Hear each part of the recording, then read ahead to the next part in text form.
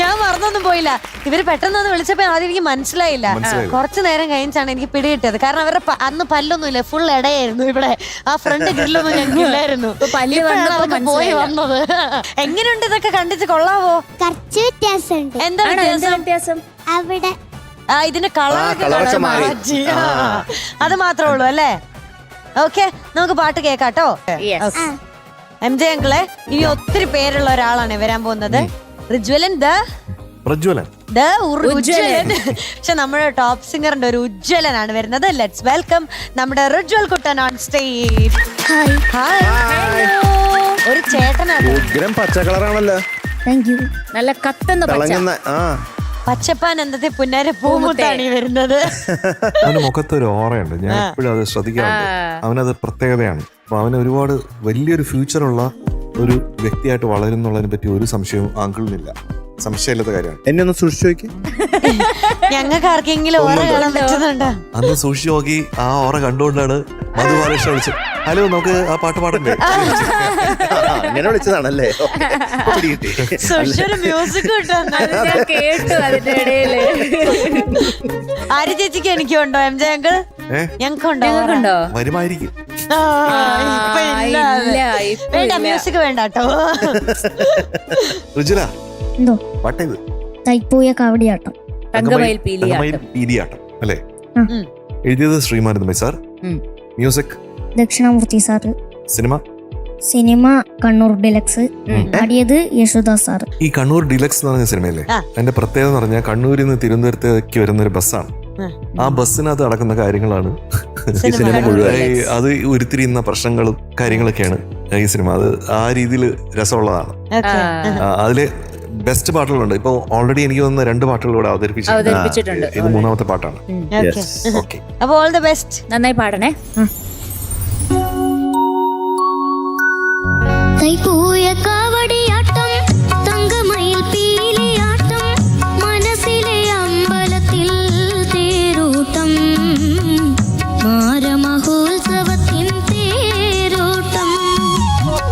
തൈപ്പൂയ കാവടിയാട്ടം, തങ്കമയിൽ പീലിയാട്ടം, മനസ്സിലെ അമ്പലത്തിൽ തേരോട്ടം, മാരമഹോത്സവത്തിൻ തേരോട്ടം.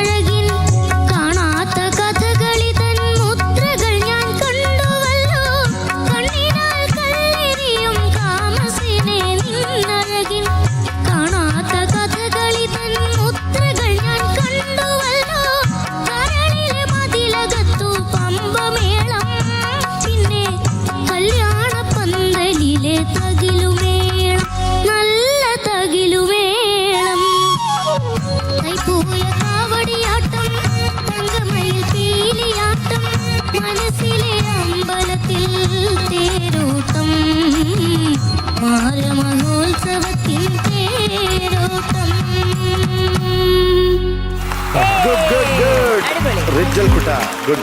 മാർക്കല്ലേ റിജൽ കുട്ട? ഇന്ന് കിട്ടിയിരിക്കുന്ന mark 97 out of 100. Thank U.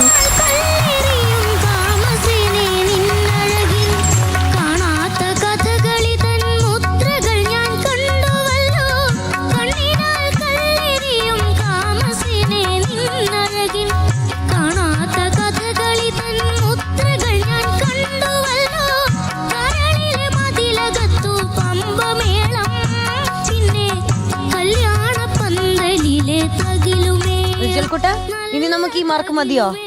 പോരാ, ഇനിയും കൂടുതൽ വാങ്ങണം അല്ലേ? മഴയൊക്കെ വീഴിക്കണം. ഓക്കെ, ഓൾ ദ ബെസ്റ്റ് കേട്ടോ. Thank you. ഓർക്കണേ. Good night. Good night.